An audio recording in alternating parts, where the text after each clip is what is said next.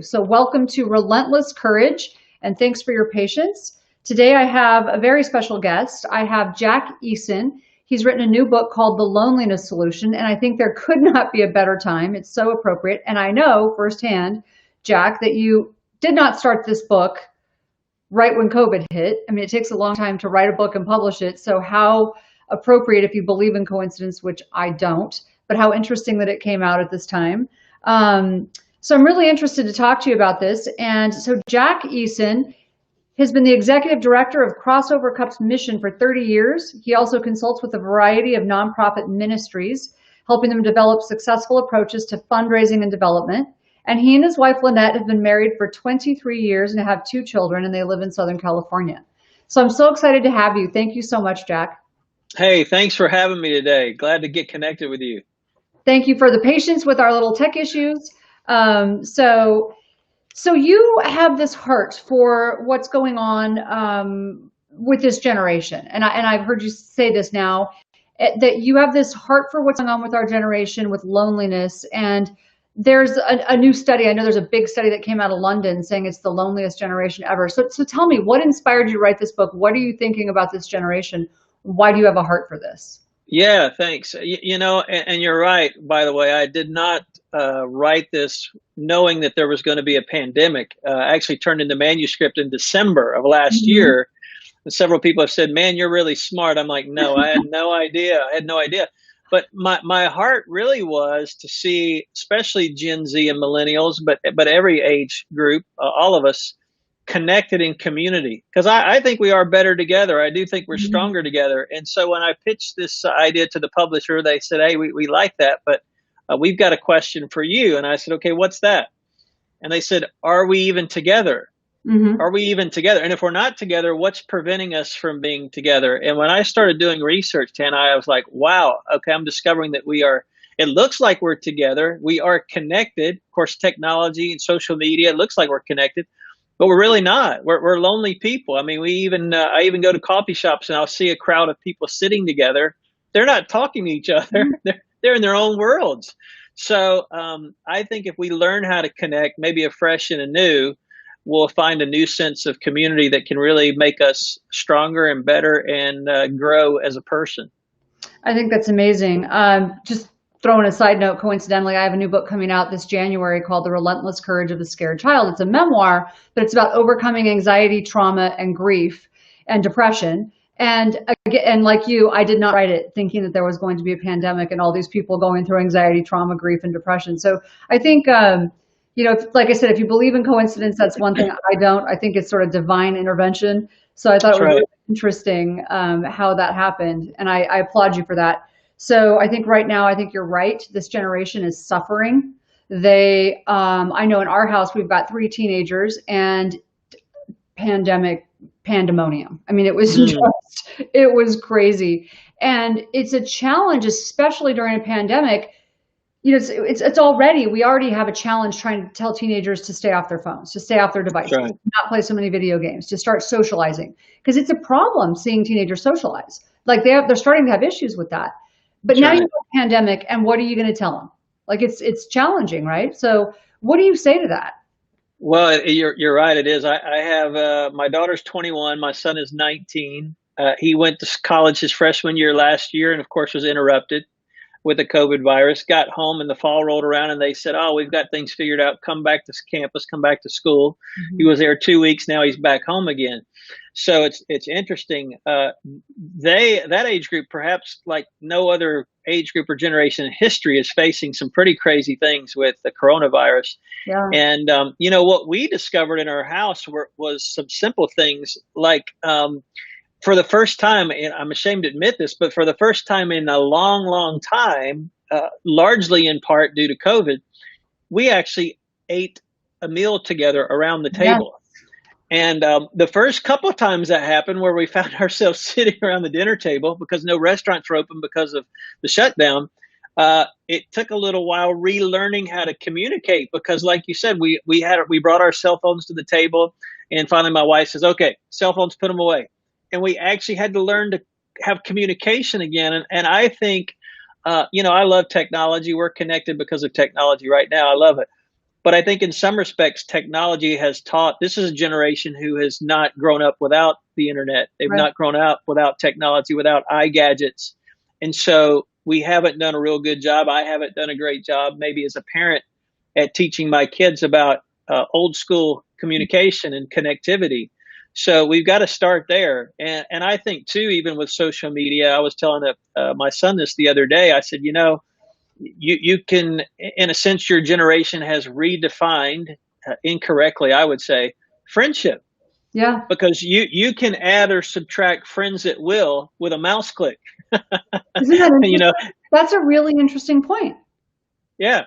And so- And for the rest of when they us, do that, don't you think what we've seen at our clinics, at Amen clinics, psychiatric clinics, which are busier than ever right now because of what's going on, but we've seen that actually affects kids' self-esteem when based on how many likes they get, how many followers they have, whether someone makes a negative comment or, something on one of their posts or like you said, unclicks, like unlike, then that actually has a very big impact.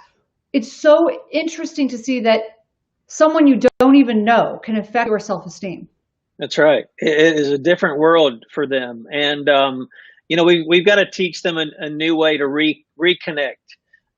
Because the faults, I like to call them the fault shrines of Twitter and Instagram, Mm-hmm. look like we have a lot of people. And I was telling my son, I said, I'll be honest. I said, Will, I said, I've got, whatever it is, 3,000 plus Facebook friends. But how many of those could I actually call at 2 a.m. if I Yeah. really needed something?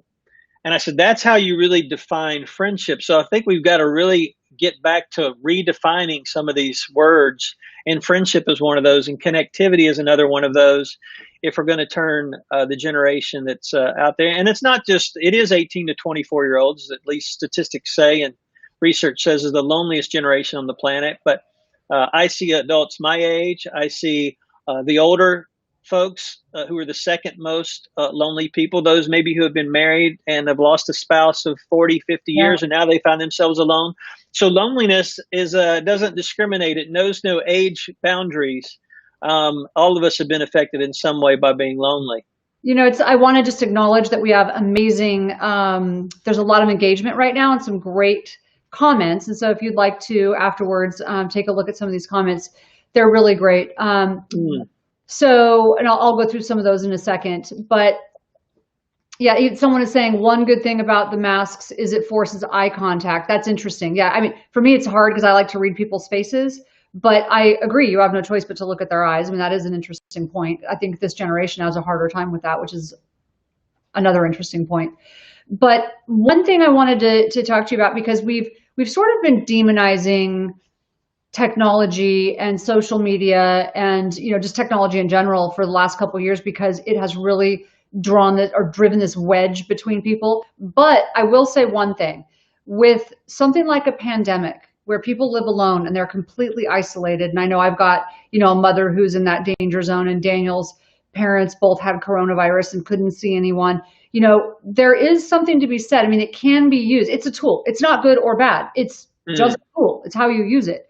Because all of a sudden we saw the flip side of, I think, technology and how positive it can be, being able, even though you're not in person, if you can see someone's face on Zoom, if you can FaceTime them, it just has that ability to make you feel a little bit less alone. Yeah. But I think you do need to be able to see them. And so what do you think about that? No, I think you're absolutely right. And thank goodness for technology. I don't think technology is the single distinctive that we could look at and say that's the problem. That's the problem for loneliness. No, it's a contributing factor, I'm sure. But I also think, as you're pointing out, it's a good thing. I know I've connected with my parents a lot through all this chaos with FaceTime, and they have said, though, it's interesting from a grandparent perspective. They've said, you know what, we're grateful that we've got this technology to connect, and it's awesome because we can see our grandkids. Mm-hmm. But there's nothing like seeing them in person and giving them a hug.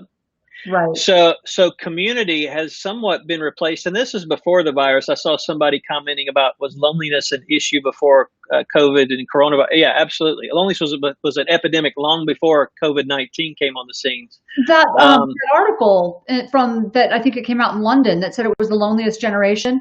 That was before the virus. That's right. Yeah. That's exactly right. Yeah.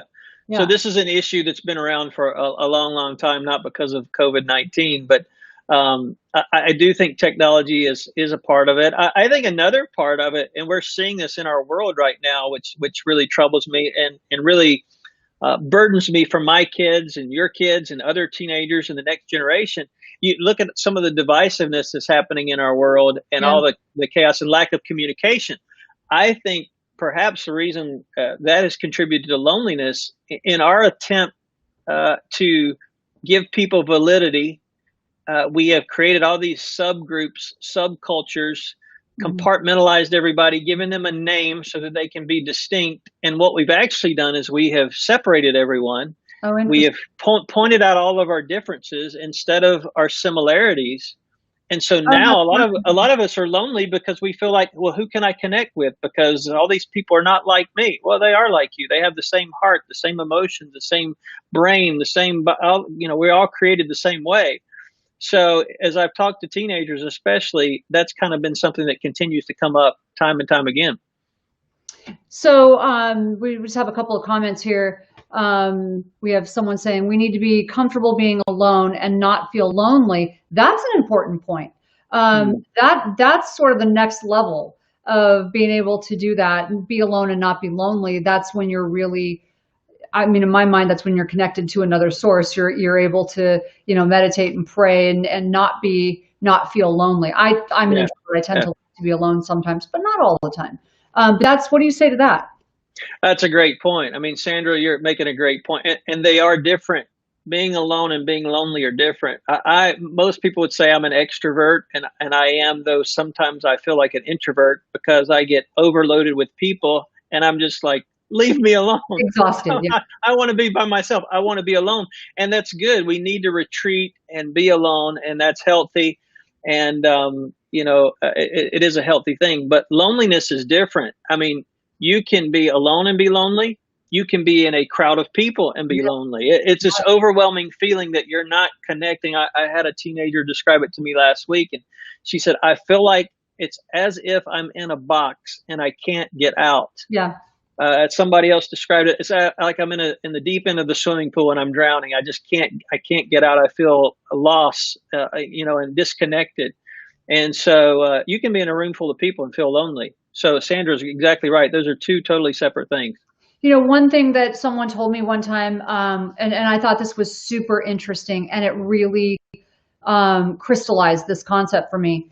If you took if you take a prisoner and you put them in solitary confinement, it's the worst punishment you can give them. They will literally lose their mind after a while, right? They lose Yep. concept of time and place, and they start to lose their mind.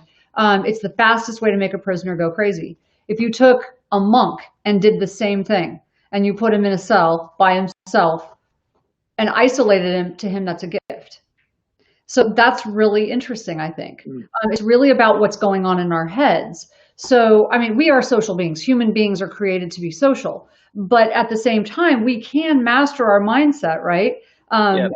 we often say we treat people according to four circles: biological, psychological, social, and spiritual. They all matter. They're like four tires on a car. If one of them goes flat, the car will drive, but not as well, not very far. But if two of them go flat, you're going to crash. You're definitely going to crash.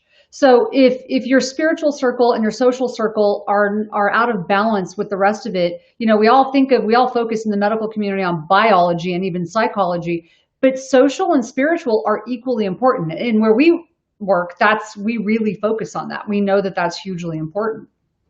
I'm so glad you said that because I think you're exactly right. And I think the difference in those two personalities that you described, whether it's the guy in prison or the monk, is the spiritual connection. I mean, Absolutely. we are made that way. And I think, I mean, personal opinion, that the first connection we've got to have is with the spiritual.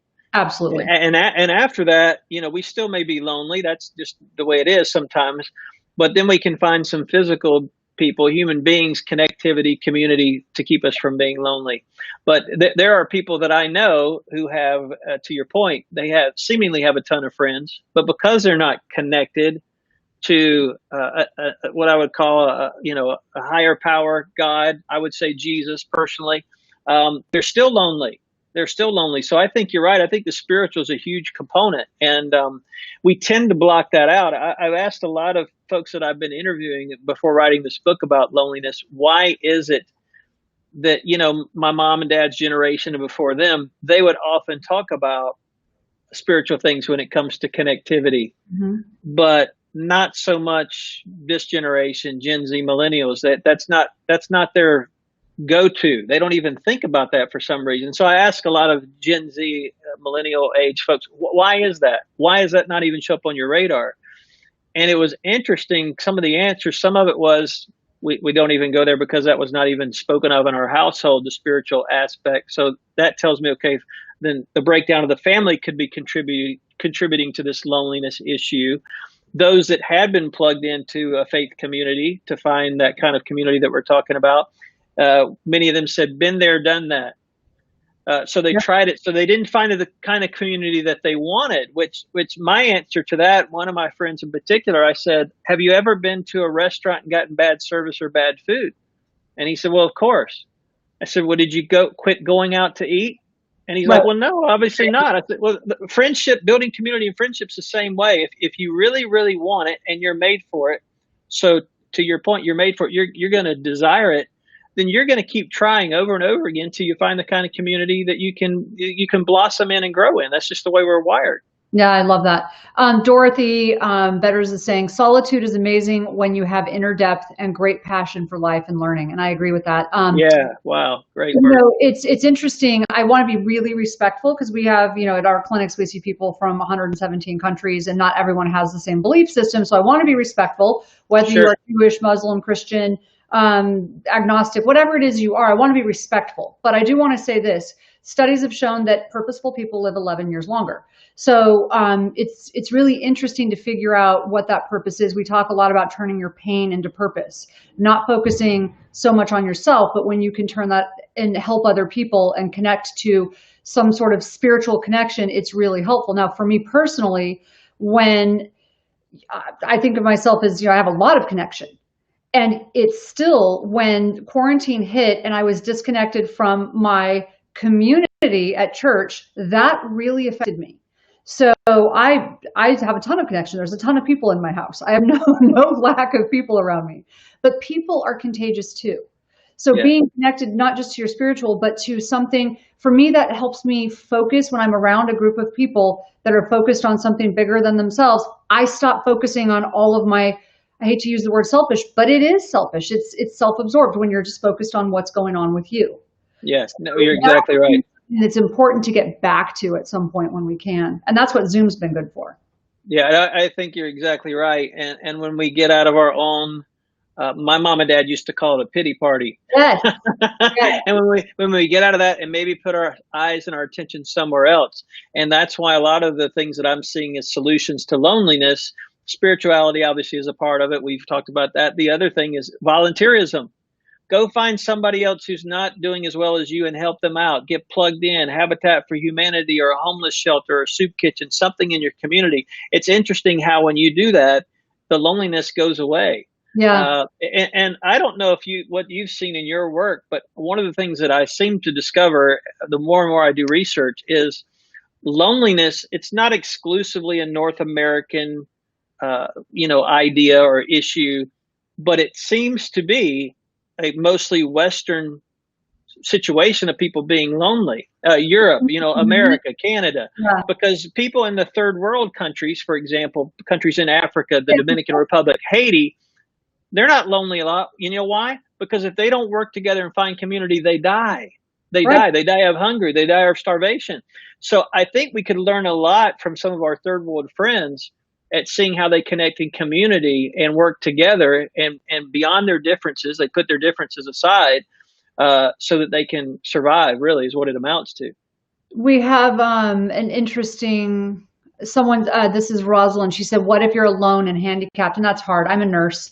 And we saw a lot of that people would be housebound, and that's tricky. And it's, and that's one of the things that the church has always been so good at, is having ministries where people go out and visit and really make this intentional, attempt to just stay connected with people like that. And right now that's really difficult. So Hmm. what would you say in that case?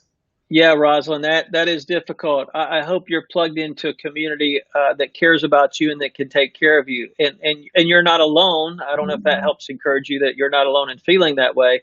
I think And about thank you you. for being here. Yeah, I think about Rosalind. I think about a friend of mine who was in the military, who experienced chemical warfare and came back and was in a situation. Now, he was a little different because he was already plugged into a community. Actually, in our home for about 3 years, a group that we met every week. We discovered because he was in community that he and his wife were about to lose their home because he couldn't keep a job because of this chemical warfare. Mhm. And I remember over a series of weeks, kind of behind the scenes, some of our families were taking up money and writing checks and putting them in this box an envelope to give to him. They came back the next week. We gave them this money. And I remember him just breaking down, Tana, crying, weeping, saying, "Why would you guys do this?" And somebody in our group, before I could come up with a profound answer, somebody in our group said, "Because that's what family does. Mhm. Family takes care of each other." And he wasn't talking about blood family. Right. He was talking about the community of family. So, Rosalind, my hope for you is that you can find that kind of family community because family takes care of each other. We really do. And whether you're handicapped or in the military or you have some other issue that prevents you from engaging and actually going somewhere, you're putting a spotlight on an issue that's really important. I'll be thinking about you. I like that a lot. So to find community and connection, you write that we need to be willing to invest. What does that look like? Well, we talked about it a little bit, just kind of surface level. We live in such a fast food mentality world. I left my house the other day. I took my dry cleaning, got breakfast, went to the bank, and said hey to a friend, and I never got out of my car Yeah. because everything was just so quick. We have modernized everything. And I think we think, and I think adults of every age think this, but especially our millennial and Gen Z friends, which, by the way, I'm not picking on that age group. I love that age group. I love that age group. I feel like I am a Gen Z person sometimes. And my kids say, "No, Dad, no, you're not." You're right. But I think we think sometimes because everything else works fast and quickly. Well, friendship should work that way. I mean, we shouldn't have to invest time, invest energy. And I was having this conversation with my wife the other week, and she said, let's talk about how many people we dated before we met each other and realized we Bad were idea. supposed to get married.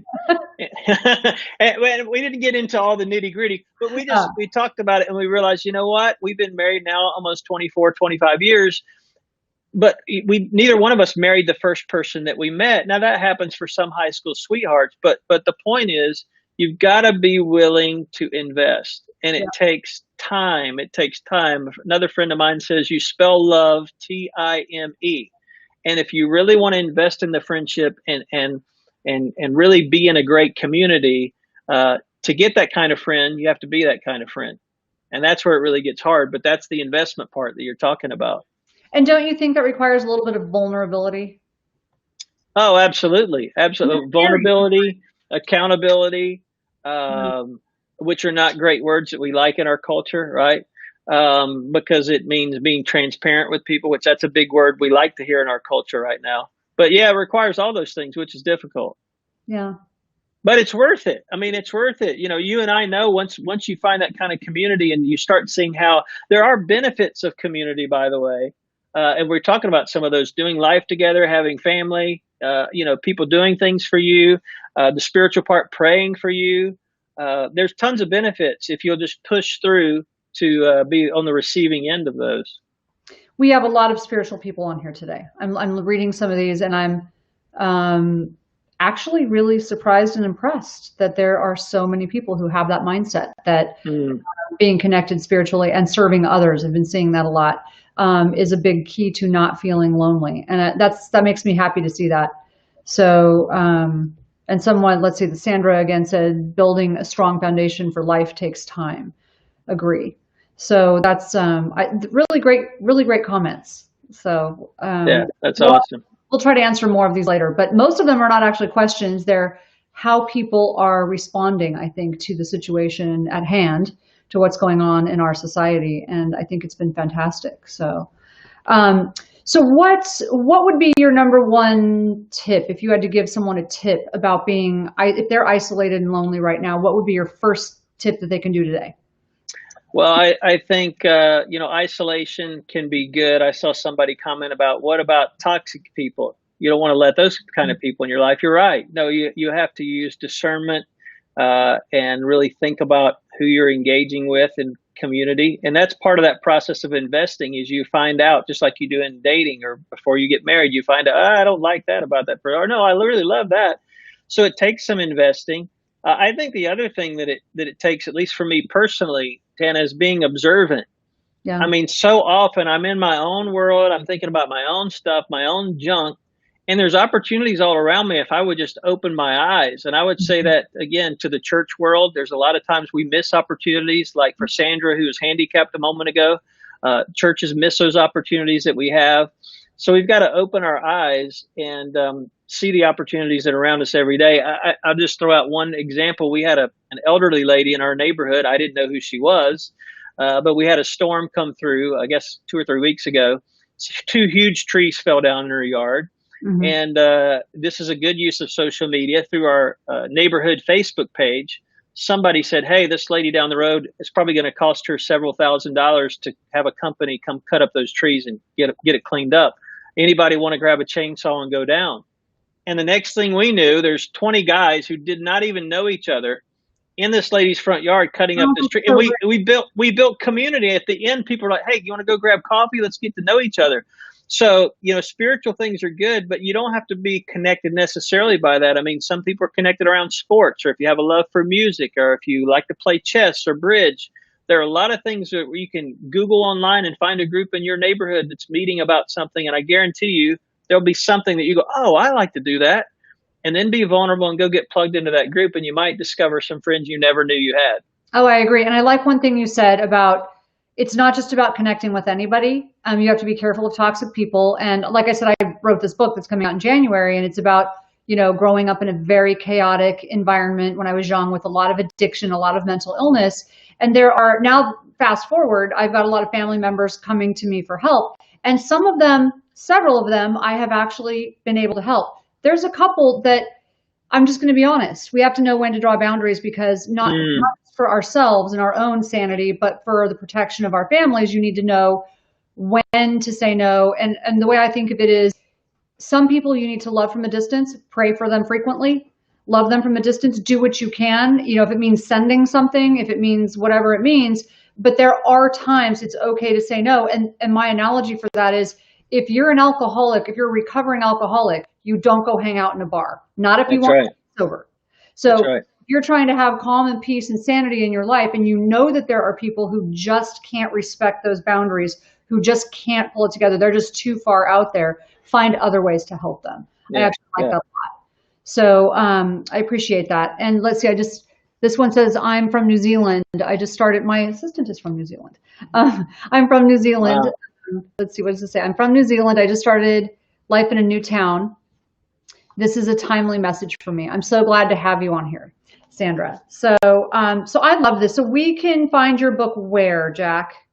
Well, it's available wherever good books are sold. Of course, Amazon. You can get it at my website if you like, Jack Eason, just my name, jackeason.org. I will tell you, if you go to the website and get it, there are a lot of other free resources because really the heart of this is just to get the message out on how you can build community. So there's videos and audio and outlines and things that you can use. But if you do get a copy, please pass it along to a friend when you're done, because the purpose of this, and again, you talked about the importance of purpose, is to impact people. So I hope you'll do that. So jackeason.com, you can find Jack on Instagram at @WJackEason or Twitter or Facebook and pick up his book, The Loneliness Solution. I love that. If you are really struggling and you need professional help, my first suggestion would be pick up a book and try to get some really practical solutions in your life. But if you know that it's a little deeper than that, if it's depression, if it's social anxiety, and there's something going on in your life, we have doctors and therapists available at Amen Clinics. You can call 844-818-0616. We are living in unprecedented times. Our doctors will see you in person or on Zoom, whatever is easier for you. I love what you've done. So you can also get more information on TanaAmen.com, and please take a look at Jack's book. And next week, I have a special surprise. My husband's going to come on with me, and we are doing a cover reveal.